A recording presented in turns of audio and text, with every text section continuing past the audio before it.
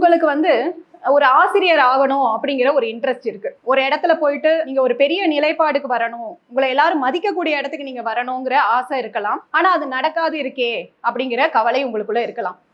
எல்லாருமே என்னை ஒரு மதிக்கக்கூடிய ஸ்தானத்துக்கு நான் மாறணும்னு நினைக்கலாம். ஆனா அது நடைபெறாமல் இருந்ததுன்னா உங்களுக்கு உங்க ஜாதகத்துல அந்த குரு அப்படிங்கிற அந்த கிரகம் வந்து அதோடைய தன்மைகள்ல ஏதோ ஒரு பிரச்சனை இருக்கிறதுக்கான வாய்ப்புகள் உண்டு.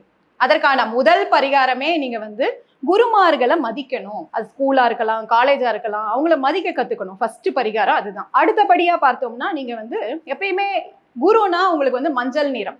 அப்ப மஞ்சள் நிறத்துல நீங்க திலகம் வச்சுக்கிறதன் மூலமாகவும், அதுவும் குறிப்பா இந்த சக்கரம், இந்த ஆகினை சக்கரத்துல இந்த மஞ்சள் கலர்ல நீங்க திலகம் வச்சுக்கிறதன் மூலமாகவும் உங்களுக்கு வந்து குருவோட தன்மைகள் அதிகமாகும். அதே மாதிரி பால்ல மஞ்சள் போட்டு குடிக்க பழகிக்கணும். அதுவுமே நல்லது உங்களுக்கு. அதே மாதிரி நீங்க வந்து உஜ்ஜயி பிராணாயமா அப்படிங்கிற பிராணாயமா பயிற்சியும் தொடர்ந்து பண்ணிட்டே வந்தீங்கன்னாலும் குருவோட தன்மைகள் அதிகமாகும் உங்களுக்கு.